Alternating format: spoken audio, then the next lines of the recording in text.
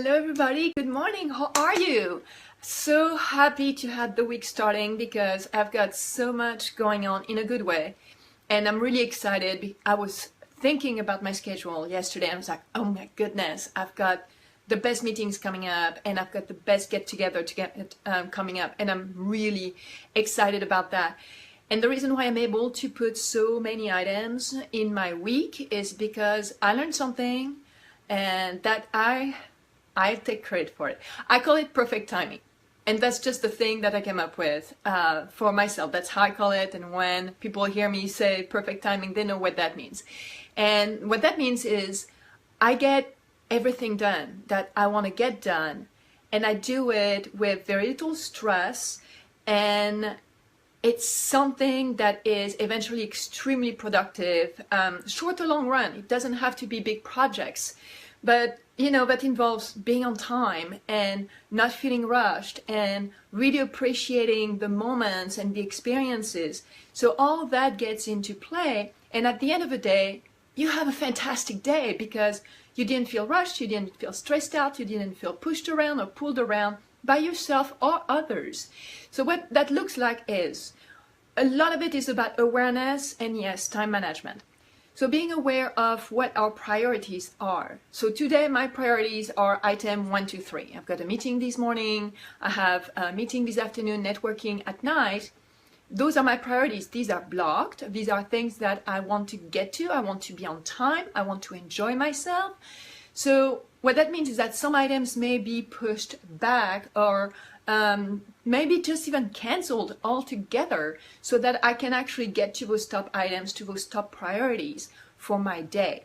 Everything else is going to be filled in with things that are more flexible or things that I can do tomorrow instead of today, which would not impact my productivity or the goals that I'm trying to reach. And most importantly, the buffer time.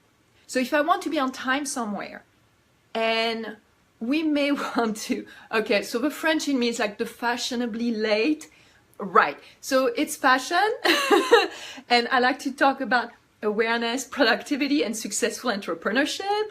Being late is not cool. Being late is not productive. Being late is never a source of joy to the people that you're meeting or yourself for that matter. So being late is just something we want to avoid as much as possible. Give yourself plenty of time to be there on time. So if you're not 10 minutes early, you're already late. In my book, it's just something that has been very productive for me. It's something that I have really benefited a great deal. It's like be on time. Just be on time. 10 o'clock is 10 o'clock. It's not 10:05. It's not 10:10. It's typically not 10:30. Just be on time. And that means give yourself time to get there. And I love that now we have phones that tell us, you know, with traffic, how long it's going to take and all that jazz. The last time I was late is because Google Maps sent me 10 blocks up. Not because I left the house late or because I forgot to get gas or all those little things that can add up and eventually you don't get there on time. So perfect timing is about setting yourself up for the success of perfect timing, basically. Going back to the priorities, some things we need to do first, and even if Brené Brown calls it the gremlins, or it can be the writer's block, or it can be, you know, a freeze period. Sometimes we know there is something that we have to do so we can meet our goals, so we can be more successful, and we just freeze. I mean, and that still happens to me. I'm quicker about going around it because I've been practicing my systems. However, it still does happen, and it is valid. It's just something that we need to work on. It's just an opportunity to work on something else. That being said, if we freeze on something for too long, we're wasting time. So in my experience, if you can't get it done, and I call it the Elton John rule, it's if you can't get it done in half an hour, if after half an hour there is a struggle or it's not productive, you're not getting what you want, just quit. Just stop. Just put it to bed and then get back to it later.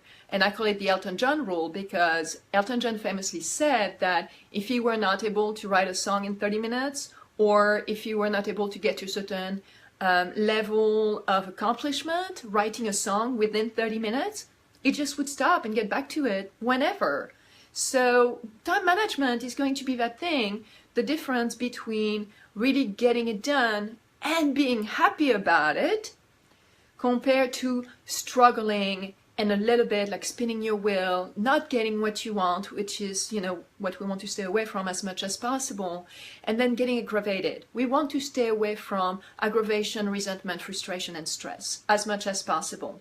Some forms of stress are beneficial. Ideally, we don't want to put ourselves in there. We want to stay away from it. So perfect timing is going to be that combination of things. Having some awareness of priorities, really giving ourselves to get what we want to get done, and having some kindness and allowing ourselves to just call it a day. It's like, you know what, this is not productive, we'll get back to it later. And that's okay. That's okay. That also means not procrastinating, because if you're procrastinating, you're going to reduce that buffer zone. The same way that if you're leaving the house late to get to your appointment, you're narrowing down that buffer zone or getting there on time. So yes, there is that awareness of time, and there is that awareness of how we feel, what we're scared of or not, and putting all of that together. So it can be a little complex. However, if you incorporate one of those items one at a time and really get diligent on it, I promise you it works. I've been doing it for years. I absolutely love it. And I want that for you if that's something that you would like to get into. So if you have any questions, please comment below. You have a lot of information and free resources on my website, so feel free to visit spirulessential.com. And if you need help and you have goals that you want to reach, I'm available to hire. So until next week, reach for the greatest version of yourself. I know you can do it. Bye-bye.